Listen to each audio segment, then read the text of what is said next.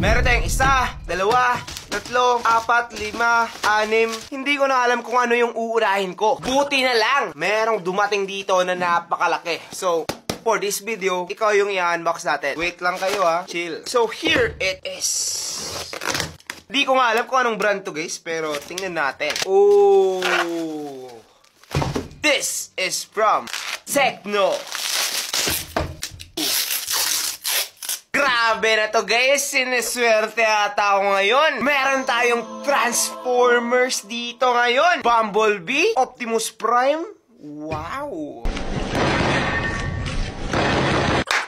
So, unang-una guys, eto si Tecno Spark 30. And eto naman si Tecno Spark 30 Pro. So, this makes sense dahil nga si Bumblebee ay assistant lang. Tapos, kapag gusto mo yung Pro, gusto mo yung pinaka-master, dito ka kay Optimus Prime, the leader. Ngayon, unbox naman natin para makita natin, of course. Excited ako dito guys. Mahilig akong manood ng Transformer kasi.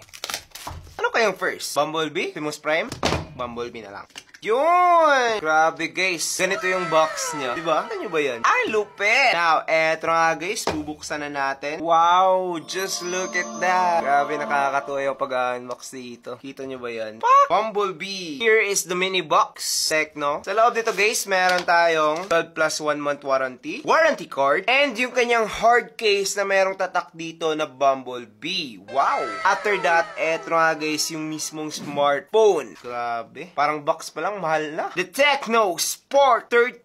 Oh, grabe naman yan. Pandiinan yung kanyang design, guys. Woo! Ang ganda. Ngayon, syempre, dahil nga unboxing to, dito, guys, ibaba nakalagay yung kanyang 18 watts charging adapter and yung kanyang Type A to Type C na cable. Now, let's set that aside. And dito naman tayo kay Optimus Prime. Same unboxing experience lang ba? O baka mas malupit? Same lang po sila ng inner design dito, guys. Picture nilang dalawa. And kapag tinignan nyo naman yung box, wow, grabe. Sobrang premium, guys. Pupong! Perfect na perfect pang gift, di ba? Lalo na kapag fan ng Transformers. Wow! So, judging the Optimus Prime, guys, lugi pa siya sa box ng Bumblebee dahil nga wala siyang paangat dito. Unlike this one, you have that. Bakit walang ganito si Optimus Prime? Mas mahal to ah. Pero, yun na nga, guys. Meron tayong mini box dito. Tecno. Ooh! Sa loob ng mini box, meron tayong warranty card. And yung kanyang kakaibang case dito, guys. Meron siyang hard case dito sa kanyang likod. And soft rubbery naman yung kanyang side dito. So, perfect na perfect to pang case, guys. Hindi magagasgasan yung sides ng inyong phone. Ngayon, dito naman tayo sa mismong smartphone.